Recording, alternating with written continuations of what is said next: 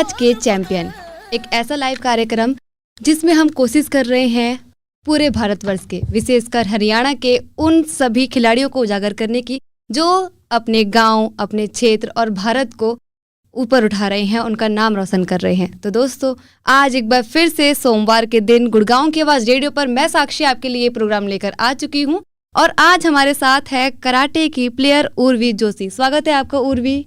Hello everyone, I am Urvi Joshi. तो बता दूं दोस्तों, उर्वी कराटे की खिलाड़ी है और उनके साथ हम ये आधे घंटे का लाइव प्रोग्राम करने वाले हैं। उससे पहले मैं आपको बता दूं कि ये लाइव है, यानी कि आज दिन है सोमवार का, तारीख है 27 जनवरी 2025 और समय हो गया है 1:32। इस प्रोग्राम में मैं हूँ साक्षी और आज के चैंपियन, ये जो आज लाइव कार्यक्रम चल रहा है, इसका पुनः प्रसारण होगा कल दोपहर 2:30 बजे। तो आप कल इसको रिपीट में सुन सकते हैं। अब फिलहाल हम शुरू करते हैं उर्वी से जरा पूछताछ करना कि कैसा चल रहा है उनका कराटे का करियर और आगे की क्या सोच है, अब क्या कर रही है, पहले कैसे गया था, ये सब हम जानने वाले हैं।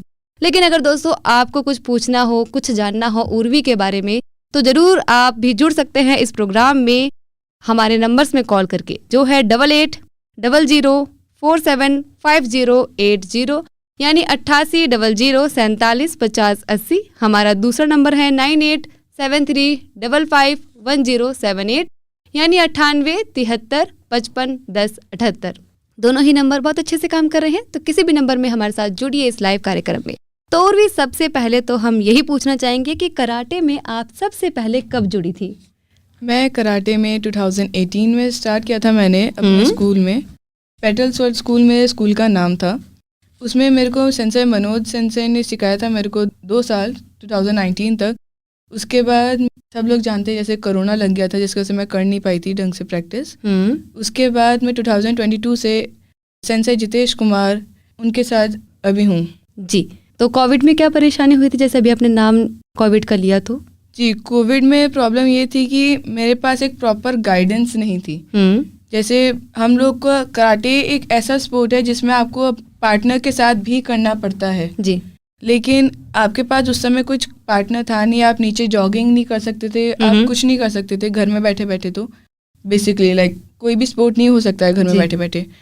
तो यही दिक्कत थी कि मैं प्रैक्टिस नहीं कर पाई थी उतनी जितनी मेरे को करनी चाहिए थी। जी। और आप एक और शब्द का प्रयोग कर रहे थे, सेंसेई, तो प्लीज़ इसको बताइए कि ये क्या है, और अगर शायद मैंने सही नहीं बोला होगा तो वही बताइएगा। जी, आपने बिल्कुल सही कहा, सेंसेई ही इनको बुलाते हैं। कराटे जो है एक जापानीज फॉर्म है और जापानीज में सेंसेई मीन्स टीचर होते हैं, और अगर आप एक्चुअल जापानीज में जाएंगे तो Sensei means above of time, time से पहले जी।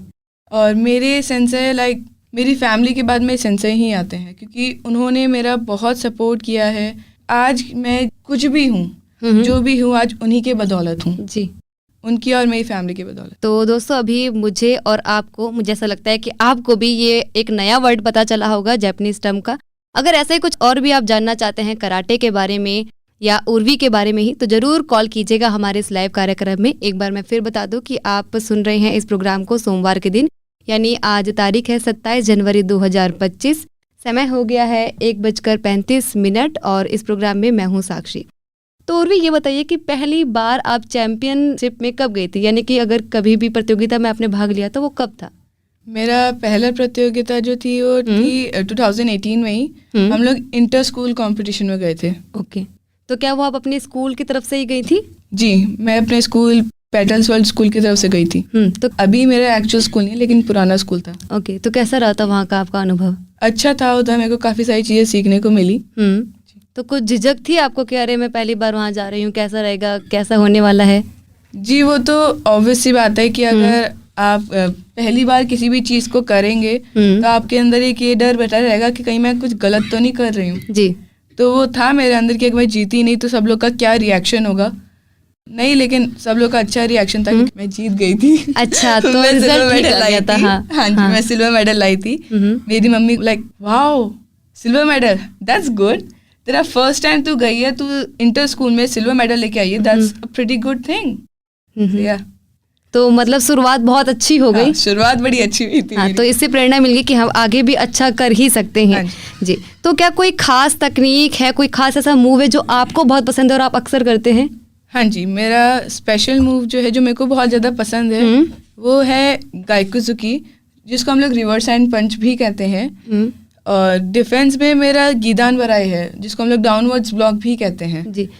किक्स में देखे तो किक्स में मेरा माइगेरी फ्रंट किक है जी। तो जो आप पंच के बारे में बता रहे थे, थोड़ा सा इसको बताइए कि कैसे होता है।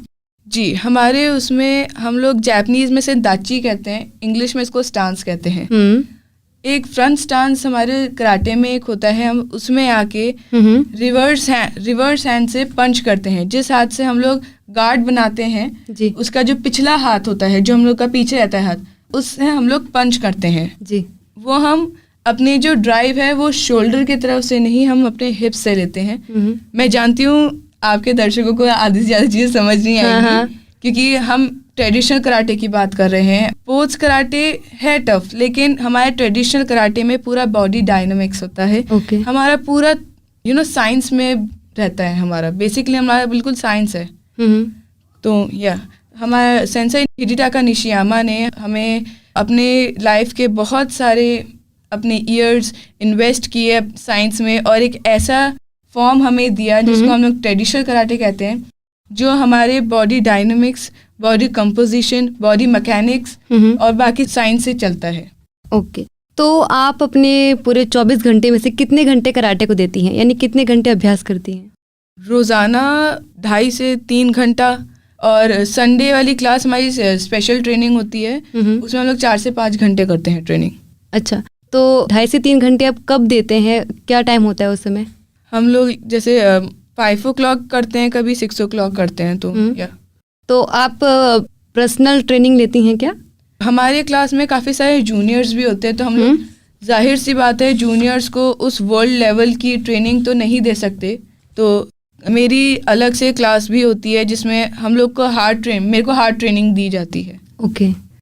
पहले हम लोग 1 घंटा हमारा जो होता है वो जूनियर्स के साथ होता है। तो जूनियर्स को सिखाने के बाद जूनियर्स जो अपने वापस चले आते हैं, तो मेरी अलग से उसके बाद ट्रेनिंग शुरू होती है। Okay okay okay. अच्छा, तो कराटे का अभ्यास करना आपके जीवन में कैसे बदलाव लेकर आ रहा है?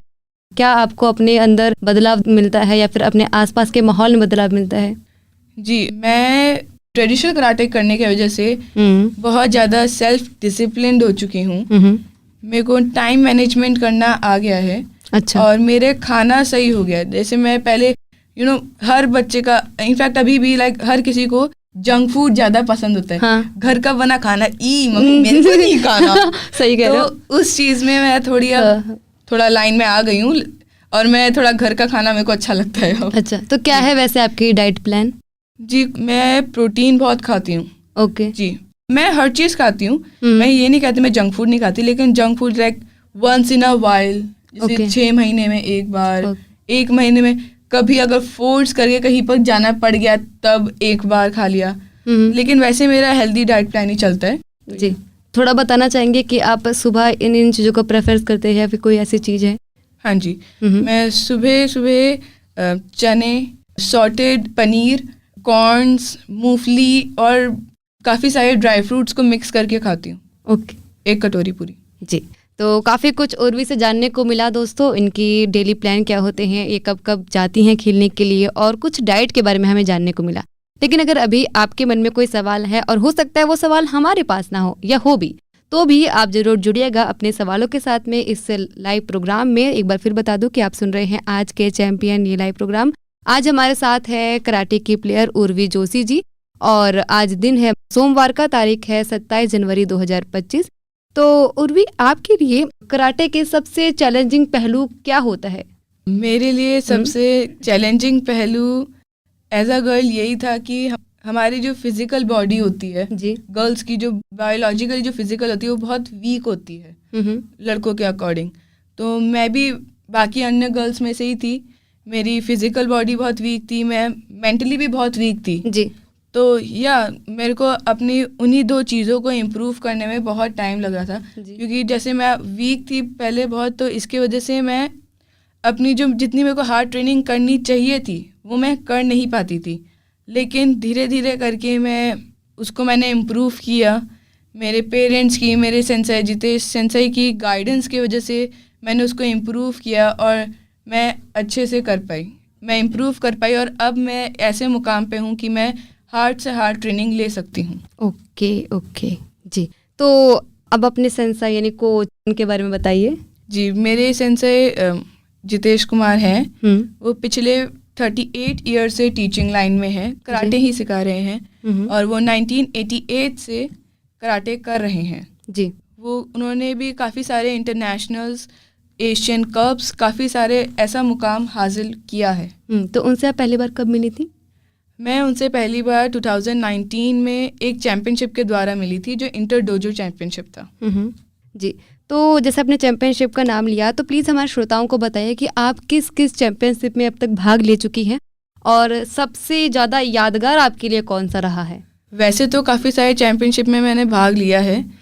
मैंने स्कूल लेवल में भी खेला है, मैंने लोकल में भी, डिस्ट्रिक्ट में भी, स्टेट, जोनल और नेशनल लेवल पे भी खेला है और अभी हाल ही में ही वर्ल्ड चैम्पियनशिप में भी मैं गई हूँ। मेरे लिए सबसे ज़्यादा यादगार मेरा वर्ल्ड चैम्पियनशिप का रहा है, क्योंकि मैंने काफ़ी सारे उधर इंस्पायरिंग पर्सनैलिटीज़ को देखा जिन्होंने मेरे को बहुत इंस्पायर किया और मैं ये जान सकी कि एक्चुअल में ट्रेडिशनल कराटे होता क्या है। वो कितना टफ होता है जो मैं कर रही हूँ। लेकिन मेरे को वर्ल्ड लेवल के उधर जाके मेरे को और पता चला कि मेरे अंदर और क्या क्या कमियां हैं। तो उसको इम्प्रूव करने में, मेरे को अपने टेक्निक्स को इम्प्रूव करने में और बहुत मदद मिली है। अच्छा जी। तो और सबसे बड़ी बात, मेरे सेंसेई के सेंसेई, मतलब मेरे ग्रैंड सेंसेई जो हैं, सेंसेई जस्तो गोमेज, उन्होंने मेरी तारीफ की थी। तो वो बहुत यादगार रहा है। ये होता ही है जब कोई टीचर या कोई भी हमारी कोच तारीफ कर देते हैं, अरे तुमने तो आज कमाल कर दिया, अरे या फिर ये कि वाह कितना अच्छा खेला, ये भी बहुत काफी होता है कि अरे सर ने मेरे लिए बोला है, सर को मेरा नाम याद है, ये भी बहुत बड़ी बात होती है। तो आपके लिए कोई एक ऐसे कराटे खिलाड़ी जो बहुत प्रेरणादायक है, कौन है वो? वैसे तो मेरे लिए बहुत सारे इंस्पायरिंग पर्सनैलिटीज़ हैं, लेकिन मैं जब वर्ल्ड चैम्पियनशिप में गई थी, वहाँ पर अगर हम लोग फीमेल्स की बात करें, मेरे को सेंसेई एना, जो एक पोलैंड की सेंसेई हैं, उनकी बहुत इंस्पायरिंग पर्सनैलिटी लगी। और अगर मेल्स में लाइक पुराने टाइम के उसमें पूछे तो सबसे बड़े तो मेरे प्रेरणा स्रोत मेरे सेंसेई ही हैं। और मेरे सेंसेई के सेंसेई जस्तो गोमेज, जिनका मैंने अभी जिक्र किया था, वो खुद 7 टाइम विश्व विजेता रहे हैं। जी। तो वो भी मेरे को बहुत इंस्पायर करते हैं। तभी तो आपने जब अपनी तारीफ सुनी उनके मुंह से, आपका चेहरा खिल गया था, है ना? अच्छा, तो ये बताइए कि अब तक की आपकी जर्नी में क्या कोई भी ऐसी कठिन समय रहा था जो कह सकते हैं कि उस समय डाउनफॉल हो सकता था, लेकिन चलो बच गया, क्योंकि अभी आपको देखकर लग रहा है कि हाँ बच गया, तो कोई ऐसा रहा था? हाँ जी, कोविड के टाइम में मेरा बहुत ज़्यादा डाउनफॉल हो सकता था अगर मैं ट्रेनिंग नहीं करती तो। क्योंकि अगर मैं ट्रेनिंग नहीं करती, मेरे पास जो मेरा फॉर्म है, मेरे को वही चीज़ वापस से रीस्टार्ट करनी पड़ती, जो एक स्पोर्ट्स की लाइन में बहुत बहुत बड़ा डाउनफॉल है। तो दोबारा से नर्सरी में जाना पड़ जाता। हाँ जी, नर्सरी में जाना पड़ता। ठीक है, लेकिन नहीं गया, बच गए। ट्रेनिंग करते रहे। मेरी मम्मी ने मेरे को बहुत पुश किया कि नहीं करो ट्रेनिंग, सुबह उठो करो ट्रेनिंग, क्योंकि मैं भी छोटी थी, मैं थोड़ी आलसी बन गई थी। कि नहीं मम्मा अब तो सेंसेई भी नहीं है, अब नहीं करना मेरे को ट्रेनिंग, अभी नहीं करनी। लेकिन मेरी मम्मी फिर मेरा कोच बन गई। फिर मम्मी ने सुबह सुबह उठाया, करो, चलो भागो, करो, अभी बोल रही हूँ अभी करो। तो हम लोग करते थे, हम मतलब मैं भी, मम्मी भी और मेरा भाई भी, तीनों के तीनों एक साथ करते थे। फिर मतलब आपकी आधी फैमिली कराटे में है? हाँ जी, मेरी आधी से ज़्यादा फैमिली कराटे में ही इंडल्ज्ड है। ओके, ठीक है। तो ये कैसा रहा कि आपकी मदर कराटे खेलती थी तब आपने खेलना शुरू किया, क्या था? नहीं, देखा जाए तो मेरी मम्मी ने मेरे को ट्रेन ज़रूर किया है, लेकिन उन्होंने अभी हाल ही में ही खेलना शुरू किया है। उन्होंने अभी 2 साल से ही खेलना शुरू किया है। और पहले मैं उनसे इंस्पायर हुई थी, क्योंकि वो पहले एनसीसी में थी। तो वो मेरे को बताती थी कि उधर ट्रेनिंग कैसी कैसी होया करती थी या होती है अभी भी। तो मैं बड़ी इंस्पायर होती थी कि वाह मम्मी, मेरे को भी सीखना है, मेरे को भी सेल्फ डिफेंस करना है अपना। मम्मी को था कि हाँ तेरे को सेल्फ डिफेंस सिखाना है, लेकिन कोई अप्रोप्रिएट मिल नहीं रही थी एकेडमी। फिर स्कूल में मैंने अपने एक स्कूल में देखा कि उधर हो रहा है, और उधर मेरे को सिखाना शुरू किया 5th क्लास में, जब मैं 2018 में। उसके बाद फिर मेरे को धीरे धीरे करके इंटरेस्ट आने लग गया। तो मम्मी ने भी बोला तू कर ले, मेरे को भी सेल्फ डिफेंस आता है, मैं भी सिखा दूंगी तेरे को थोड़ा थोड़ा। तो लॉकडाउन में मम्मी की वही जो ट्रेनिंग थी, उससे बड़ा मतलब मेरे को हेल्प मिली। उन्होंने मेरे को अपनी ट्रेनिंग के बारे में काफ़ी सारी चीज़ें बताई। यस। तो उसके बाद फिर मैं अपने सेंसे जितेश कुमार से मिली, जो मेरे को प्रॉपर ट्रेडिशनल कराटे सिखाए जी तो उनसे मैं और ज़्यादा इंस्पायर हो गई। तो या जी, तो अगला सवाल भी जरूर पूछेंगे। फिलहाल हमारे साथ एक लिसनर जुड़ चुके हैं। हेलो। हेलो साक्षी जी को नमस्ते। नमस्कार प्रकाश जी। और हमारी चैंपियन आज आई हैं उर्वी जोशी जी को मेरा प्यार भरा नमस्कार। नमस्कार। बहन जी आप हमारे चैनल पर आज आइए, बहुत अच्छी बात आपको सुनने को मिली। और बहन जी हम ये थोड़ा ये जानना चाहते हैं कि जैसे जूडो कराटे है ये, तो इसमें तो एक मौत भी हो सकती है, ऐसा खेल है तो, है ना? नहीं जी नहीं, जी। हम MMA या WWE नहीं कर रहे हैं, हम अच्छा। ट्रेडिशनल कराटे कर रहे हैं जो बिल्कुल प्रॉपर साइंस में बेस्ड है। ये हमारे बॉडी डायनामिक्स और बाकी सब चीज़ों में करा जाता है। हम सेफ्टी के साथ खेलते हैं।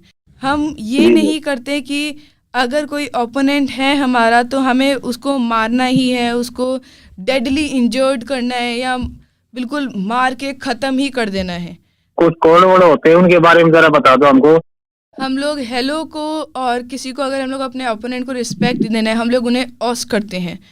ऑस एक तरीका होता है आपको रिस्पेक्ट देने का जी। अच्छा। और जहाँ तक बात है इलीगल कोड वर्ड्स की या कुछ भी डेडली कोड वर्ड्स की, इसके बारे में हमें कोई नॉलेज नहीं, क्योंकि हमने कभी यूज़ नहीं करे हैं और ना हमारे कराटे में ये सब अलाउड होता है। अच्छा ठीक है, धन्यवाद जी धन्यवाद। नमस्कार प्रकाश जी, धन्यवाद हमारे साथ जुड़ने के लिए इस लाइव कार्यक्रम में, और ये सवाल पूछने के लिए भी आपका धन्यवाद। दोस्तों अगर आपको भी कुछ पूछना है तो ज़रूर पूछेगा। ये प्रोग्राम 2 बजे तक चलने वाला है। मैं लाइव कार्यक्रम का नंबर बता रही हूँ, नोट कर लीजिए।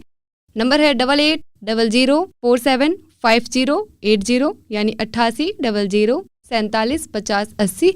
हमारा दूसरा नंबर है 9873551078, यानी 9873551078।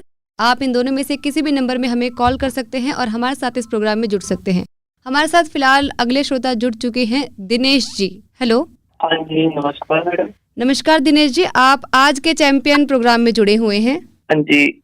तो कोई सवाल है आपका उर्वी जी से? सर उर्वी जी नमस्कार मैडम। नमस्कार मैडम मैं आपसे एक बात पूछना चाहता हूँ कि कराटे कौन सी उम्र में सीख सकते हैं हम? कराटे के लिए कोई उम्र नहीं है, लेकिन अगर आप मिनिमम एज पूछे तो हमारे ख्याल से 5 साल या 6 साल आपके लिए बेस्ट होती है, क्योंकि उस समय आपको इतना बड़ा बच्चा हो जाता है कि वो समझना शुरू कर सके।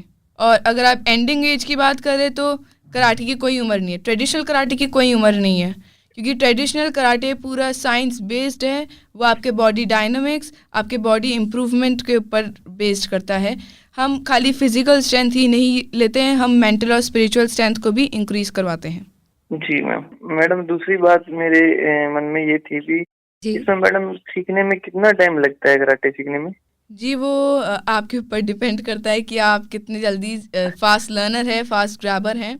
और परफेक्शन की तो मतलब कोई उम्र ही नहीं होती, वो तो स्काई इज द लिमिट। जी मैम। धन्यवाद आपका जुड़ने के लिए दिनेश जी। वैसे जैसे पढ़ाई की कोई उम्र नहीं होती है, पढ़ाई कभी भी शुरू करो, कभी भी खत्म करो, वो खत्म होगी ही नहीं। जितना चाहे उतना कर सकते हैं और नई नई चीज़ें मिलती ही रहेगी। वैसे ही कराटे या और भी कोई स्पोर्ट्स होता है कि हम कभी भी एकदम परफेक्ट तो किसी को नहीं कह सकते हैं, कुछ ना कुछ चूक सब में रहती है और कुछ ना कुछ नया सीखने की भूख सब में रहती है, और वो सीखते भी रहना चाहिए।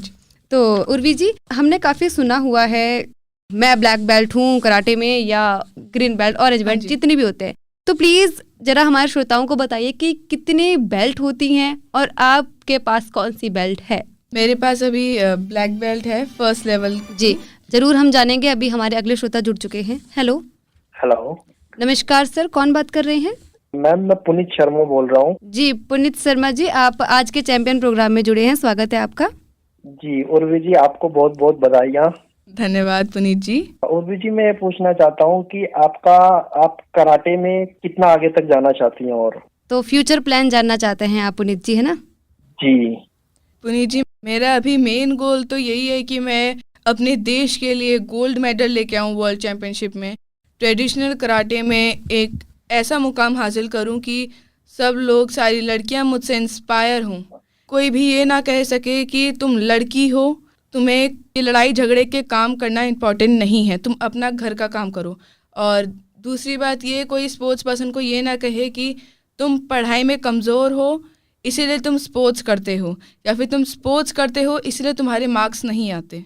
जी जी जी, मैं आपकी बात से बिल्कुल सहमत हूँ, आपने बहुत अच्छा उत्तर दिया। मैम, मैं आपसे एक चीज और पूछना चाहता हूँ। पूछिए पुनीत जी। इस चैनल के थ्रू मैं चाहता हूँ कि हमारे देश की लड़कियां इस गेम से, ट्रेडिशन कराटे आपने जो बताया, मैं आपका इंटरव्यू बहुत टाइम से सुन रहा हूँ, जब से शुरू हुआ है 1:30 से। मैंने गूगल पे भी इसके बारे में सर्च किया, ट्रेडिशन कराटे के बारे में जी। आपने जैसे बताया कि बड़ा साइंटिफिक गेम है ये, साइंस से बिलोंग करता है। बहुत अच्छा लगा मेरे को पढ़कर भी। इसमें बॉडी में, मतलब बॉडी डायनामिक्स से हम काम करते हैं इसके ऊपर। तो मैम, बस मेरा कहने का मतलब ये है, मैं चाहता हूँ कि हमारी देश की सभी लड़कियां इस चीज से जरूर जुड़े और अपनी आत्म सुरक्षा के लिए जरूर वो एक कदम आगे बढ़ाएं। आपके चैनल के थ्रू आप मेरी आवाज अगर आप ये पहुंचा पाए सब तक, तो ये मैं चाहता हूँ। पुनीत जी, बहुत अच्छे विचार हैं आपके, और मुझे भी ये लगता है कि कराटे एक लाइफ स्किल है। ये हर व्यक्ति को सीखना ही चाहिए, चाहे उसकी उम्र कितनी भी है, चाहे वो कितने भी वृद्ध हो चुके हैं, या हो सकता है कि 8 साल के बच्चे हो। ये सीखना आज बहुत ही ज़्यादा ज़रूरी हो चुका है। जी मैम। जी पुनीत जी, कोई और सवाल है आपका? जी मैम, यही मेरा सवाल था। जी जी, धन्यवाद। धन्यवाद जुड़ने के लिए हमारे साथ पुनीत जी, और उर्वी जी से सवाल करने के लिए भी धन्यवाद। जी उर्वी जी, आप बता रही थी बेल्ट के बारे में। हाँ जी, हमारे सबसे पहली बेल्ट होती है वाइट बेल्ट। हम लोग अपनी जो बेल्ट्स हैं उनको क्यूज पे डिनोट्स करते हैं, जैसे वाइट बेल्ट 9th क्यू होती है। और जी, आपको बीच में फिर रुकना चाहेंगे, हमारे अगले लिसनर जुड़ चुके हैं। हेलो, नमस्कार जी।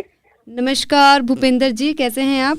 बिल्कुल ठीक है जी, आपको भी और उर्वी जी को भी ये प्रोग्राम करने के लिए बहुत बहुत धन्यवाद। स्पोर्ट्स पर एक अच्छा प्रोग्राम आपका। धन्यवाद आपका भूपेंद्र जी, हमारा उत्साह बढ़ाने के लिए। पूछिए, आप क्या पूछना चाहेंगे कराटे प्लेयर उर्वी जोशी जी से? जी उर्वी जोशी जी से मैं तो ये कहना चाहूंगा कि आप इस पर खिलाड़ियों को जरूर बताइए कि रेडियो के माध्यम से भी, कि आजकल के खिलाड़ी नशे की तरफ जा रहे हैं, शॉर्टकट के लिए नशे की तरफ जा रहे हैं। कोई भी प्रोडक्ट लेते हैं उसकी जानकारी नहीं लेते, किसी के बहकावे में आ जाते हैं। ये चीज़ मतलब मेरे को या किसी भी स्पोर्ट्स प्लेयर को ऐसा नहीं करना चाहिए, क्योंकि आप कुछ भी लें तो आपके ऊपर कोई ना कोई, कभी बायोलॉजिकल कोई ना कोई डिफेक्ट आता ही आता है। ये चीज़ बहुत ख़राब है कि आप दूसरे प्लेयर्स को हराने के लिए या अपने ज़्यादा जागने के लिए आप गलत सब्सटेंस का यूज़ कर रहे हैं। ये चीज़ कभी नहीं करना चाहिए, मेरे लिए ये बहुत ख़राब है। जी भूपेंद्र जी, मेरा ये सवाल था, नशे के चक्कर में बहुत से खिलाड़ी अपना जीवन खत्म कर लेते हैं जी थोड़े ही टाइम में। और खिलाड़ियों को ये भी जरूर सोचना चाहिए कि अपना वो जो अब तक का स्पोर्ट्स खेल रहे हैं वो सिर्फ एक मैच के लिए नहीं खेल रहे हैं, उनको जिंदगी भर स्पोर्ट्स ही खेलना है। तो अगर वो एक खेल जीतने के लिए, एक प्रतियोगिता जीतने के लिए अगर वो नशे का प्रयोग कर रहे हैं, तो हो सकता है कि वो एक खेल में जीत जाए, लेकिन जो आगे उनका पूरा जिंदगी पड़ी हुई है वो उसमें हार सकते हैं। तो ये उनको बिल्कुल दिमाग में रखना चाहिए। धन्यवाद भूपेंद्र जी अपने सवाल पूछने के लिए। जी उर्वी जी, बताइए व्हाइट बेल्ट क्यों यूज करते हैं और कब मिलता है? वाइट बेल्ट जब आप ज्वाइन ही करते हैं तो आपको वाइट बेल्ट मिलता है। जो बिगनर्स होते हैं उन्हें वो 9th क्यू होती है। हमारे जो बेल्ट है वो, जैसे कि मैंने आपको पहले ही बताया था कि ये क्यूज से होता है, और क्यूज जो होते हैं वो घटते क्रम में होते हैं जी। जैसे 9th Q, 8th Q, 7th Q, ऐसे करके हमारे घटते हुए जाते हैं। जैसे हमारे पास वाइट के बाद येलो बेल्ट आती है, ओके, फिर जो कि 7th क्यू है, उसके बाद ऑरेंज बेल्ट आती है जो कि 6th क्यू है। फिर ऐसे ही करते हुए हमारे घटते जाते हैं, और जैसे जैसे हम सीनियर होते जाते हैं वैसे वैसे हमारा कलर जो होता है बेल्ट्स का वो डार्क हो जाता है, गाढ़ा हो जाता है। ओके। और ब्लैक बेल्ट एक मास्टर डिग्री होती है, और उसके बाद हम लोग का first dan, second dan, third dan, up to 10 dan होते हैं उसमें। आपको ब्लैक बेल्ट मिली कब थी वैसे? मेरे को ब्लैक बेल्ट अभी हाल ही में जो मैंने वर्ल्ड चैंपियनशिप किया था उसमें मेरे grand masters, great grand masters सब लोग जुड़े थे। तो उन लोगों ने मेरा एग्ज़ाम लिया था ब्लैक बेल्ट का, तो तब मेरे को मिली थी बेल्ट। अच्छा, और कैसा एग्ज़ाम होता है, कुछ बताइए इसके बारे में। जी, ये आपके यहाँ टेक्निकल स्टैंडर्ड और मेंटल स्टैंडर्ड को देख के दी जाती है बेल्ट। इसमें आपके टेक्निक्स और आपको पता होना चाहिए कि कौन सी चीज़ कब कैसे होनी है यूज़। आपके मेंटल स्टेट बहुत अच्छी होनी चाहिए उसमें। तो अब इसके साथ साथ हम आपके थोड़े निजी जीवन के बारे में भी जान लेते हैं। तो जब आप पढ़ाई भी कर रही हैं, आप 11th क्लास में पढ़ रही हैं, है ना, तो पिछले साल आपकी बोर्ड भी रही होगी, तो बताइए कि आप पढ़ाई और कराटे के बीच में तालमेल कैसे बना के रखती थी? जी, मैं रात को पढ़ाई करती थी और दिन में कराटे करती थी, क्योंकि मेरे को एकांत में पढ़ाई करने पर ही याद होता, तो मैं रात को अपना टाइम जो है वो पढ़ाई का रखती थी और दिन में अपना टाइम जो है अपने कराटे का रखती थी। बिल्कुल। तो कभी क्या ऐसा हुआ है, जैसे आपने बताया था कि आपकी शुरुआत जीत के साथ हुई थी, लेकिन क्या कभी ऐसा हुआ है कि आप कोई मैच हार गए हो तो थोड़ी निराशा हुई होगी, तो कैसे आप उस निराशा से बाहर निकले थे? तब आपका किस किस ने साथ दिया था, कुछ इस बारे में बताइए। ऑब्वियसली जब आप इतनी मेहनत करते हैं उसके बाद आप मैच हार जाते हैं तो आपको निराशा तो होती ही है जी। इसमें मेरे पापा, मेरी मम्मा, मेरे सेंसेई, सब लोगों ने मेरा बहुत सपोर्ट किया था और मैंने अपने आप को ये टूटने नहीं दिया कि मैं हार गई। ओके। नहीं, मैं हार नहीं सकती। मैंने ये नहीं सोच के अपना करियर ख़त्म किया जी। मैंने अपने करियर को आगे बढ़ाई रखा और जो मेरी जो कमियां थी उनको मैंने इम्प्रूव किया। जी, काफ़ी कुछ जानने को मिला दोस्तों मुझे, और उम्मीद है कि आपको भी काफ़ी कुछ जानने को मिला होगा। और मुझे काफ़ी अच्छा लगा कि आज हमारे श्रोता जुड़े और इतने सवाल उन्होंने पूछे उर्वी जी से। तो अब उर्वी जी, ये हमारे इस प्रोग्राम का आखिरी सवाल होगा। तो जो अभी युवा खिलाड़ी कराटे खेल रहे हैं या जो पहले से ही कराटे खेल रही हैं, तो उनके लिए आप कोई टिप देना चाहेंगे जो उनके जीवन में उनकी मदद कर सकता है और अच्छा कराटे प्लेयर बनने के लिए? मैं भी खुद भी एक युवा ही हूँ, तो आपके जीवन में सबसे इम्पोर्टेंट कोई सा भी काम अगर आपको करना है तो सबसे इम्पोर्टेंट होता है टाइम मैनेजमेंट। जी। आपको अपने हर किसी का इंडिविजुअल का अलग अलग अपना टाइम मैनेजमेंट करने का तरीका होता है। जी। आपको अपना टाइम मैनेजमेंट करना आना चाहिए। और दूसरा मैं कहूँगी कि अच्छा खाएं, पौष्टिक खाएं, जंक फूड इतना ना खाएं, वो आपका मेन मील नहीं बनना चाहिए, क्योंकि आपको पता नहीं है कि बाहर आपके अंदर कौन कौन से इंग्रेडिएंट्स यूज़ किए जाते हैं। जी। मैदा को कम करें और अच्छा खाना को शुरू करें। जी। और मैं ये भी कहना चाहूँगी कि जो आजकल के युवा खिलाड़ी या फिर युवा कोई भी हो, वो सब लोग जो सोशल मीडिया में इतना टाइम वेस्ट कर रहे हैं अपना, उसको मिनिमाइज करें। मैं ये नहीं बोलती कि बिल्कुल ही बंद कर दे सोशल मीडिया चलाना। जी। नहीं, मैं भी चलाती हूँ, क्योंकि एक सोशल मीडिया एक ऐसा साधन बन गया है हमारे जीवन में कि वो एक कम्युनिकेशन का माध्यम हो गया है। बिल्कुल। मैं भी चलाती हूँ, लेकिन 5 से 10 मिनट कि कोई अपडेट्स या कुछ किसी को कुछ कहना है इम्पोर्टेंट, तो वो देख लिया तो बहुत बड़ी बात है। लेकिन आप इतना ज़्यादा इंडल्ज्ड ना रहें, इतना ज़्यादा अति ना करें किसी भी चीज़ की कि वो आप ही को बाद में हार्म करे। जी, बिल्कुल। तो मैं यही कहना चाहूँगी कि आप सब लोग अच्छा खाएं, टाइम मैनेजमेंट करना सीखें और साथ ही साथ अपना सोशल मीडिया टाइम को थोड़ा रिड्यूस करें। जी। तो काफ़ी कुछ उर्वी जी से हमें पता चला। उम्मीद है दोस्तों आपको भी काफ़ी कुछ पता चला होगा। तो उर्वी जी, आप यहाँ आए, इतने अच्छे से आपने सब कुछ बताया, इसके लिए आपका बहुत बहुत धन्यवाद। वेलकम। और दोस्तों, आप सभी का भी धन्यवाद इस प्रोग्राम को सुनने के लिए और पार्टिसिपेट करने के लिए इस प्रोग्राम में। तो बता दूं कि इस प्रोग्राम का रिपीट टेलीकास्ट होगा कल यानी मंगलवार को दोपहर 2:30 बजे, तो तब भी आप सुन सकते हैं इस प्रोग्राम को, लेकिन उसमें कॉल नहीं कर सकते हैं, ये याद रखिएगा। तो फिलहाल के लिए मैं यानी साक्षी, मैं चलती हूँ, लेकिन आप कहीं मत जाइए, सुनते रहिए गुड़गांव की आवाज़ 107.8 FM, आपकी आवाज़, आपका रेडियो। नमस्कार।